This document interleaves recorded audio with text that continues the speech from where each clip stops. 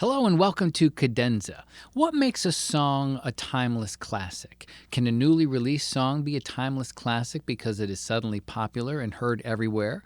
Or can a timeless classic only come into being or be identified as such after it has stood, the test of time? How many timeless classics can you name? Are there songs you identify as true classics, but history or general population cast them as something else? Can a timeless classic be that if it is no longer heard or remembered as such where music is heard today? By definition, a timeless classic is something that is, timeless, meaning it cannot be measured by time or never goes out of style. It is a classic of some sort that is unchanged by the passing of time or by opinion. It's just as good or true now as it was when it was created. Of the millions and millions of songs that humanity has created over the whole of our existence, the number that carry that gold standard of being labeled a timeless classic is decidedly small. Even if it's a fairly large number, it's not millions and millions. These songs are special. We study them, we listen to them, we share them, we re-record them, we re-envision them, we reframe them. Sometimes we pull them from the brink of extinction to enjoy a whole new life with a new audience that adds to their legacy. I often wonder which songs will carry on over the millennia to be the timeless classics of the future. Will the ones we call classics today still survive, and who may be writing the next timeless classic as we speak? Of course, all of this is eternally up for debate. Many people think Bob Seger's old-time rock and roll is a timeless classic, and it may be, but it also sits near the top of my list of songs I never have to hear again. As with anything, being a timeless classic doesn't mean it's loved by all or that everyone will agree it's good. I hear songs being labeled timeless classics, and I think, how and why? It's like Bit-O-Honey being labeled a timeless classic in the world of candy. Not for me, thank you. I guess the only real proof that a song is indeed a timeless classic is that it lives up to that title by existing in the hearts and minds of music lovers, backed up by sales figures, ratings, downloads, and other numerical indicators of success. Since it was written in 1918 by black vaudeville duo Turner Layton and Henry Creamer, After You've Gone has been recorded and released at least 100 times, even as recently as 2021. It was the best-selling record of 1919, and records show it was recorded at least twice every 10 years since then.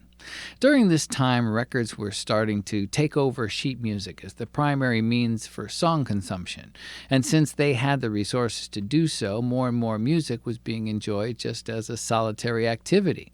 Just you and your music, all alone to wonder about all the things one might wonder about while listening to music alone. It's fairly common practice today, but back then sociologists feared that this new ability to make listening to music a solitary activity could make people narcissistic and lazy. They implied a person's mental muscles could become flabby through lack of exercise, or that brains could be reduced to a complete and comfortable vacuum.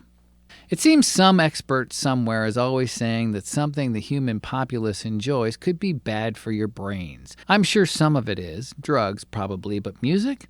Let's face it, there are far worse things you could stick in your ear holes and far more scary things you can do all by your lonesome than listen to music. Trust me. So let's review. We have a popular song that became a big hit upon its release. The song touched upon very relatable aspects of human relationships, such as jilting, being jilted, the feelings of love lost, recovery, regret, loneliness, and so on. So much so that the song continues to capture the hearts and minds of creators and consumers alike, resulting in its being covered many, many times with different interpretations from everyone from Bessie Smith and Louis Armstrong to Paul McCartney and Fiona Apple. Phew! Lo and behold, After You've Gone creates a solid example of, if not an effective template for, what we might call a timeless classic. And hey, whether you try it fast and peppy or slow and bluesy, it's fun to sing. So let's have a bash at After You've Gone.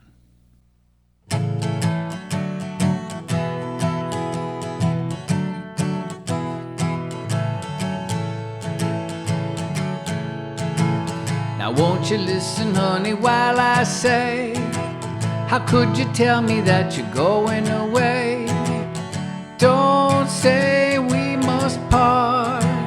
Don't you break my aching heart. You know I loved you true for many years. I've loved you night and day. How could you leave me? Can't you see my tears? Now listen to me, baby, while I say, after you've gone and left me crying, after you've gone, there's no denying you seem blue, you feel sad, you'll miss the dearest pal that you've ever had. There'll come a time, don't forget it, there'll come a time when you'll regret it. Oh, babe, think what you're doing. You know my love for you will drive me to ruin. After you've gone away,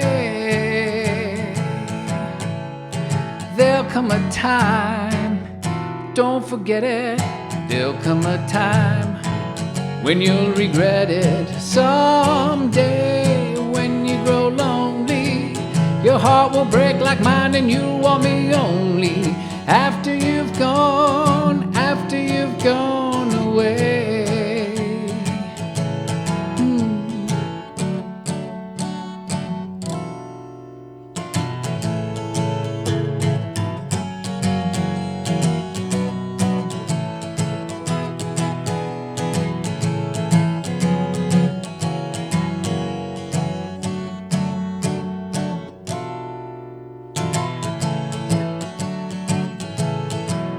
Yeah, there'll come a time, don't forget it, there'll come a time when you'll regret it. Someday when you grow lonely, your heart will break like mine and you'll want me only.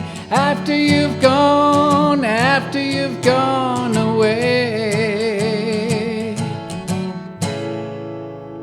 Until next time, play freely.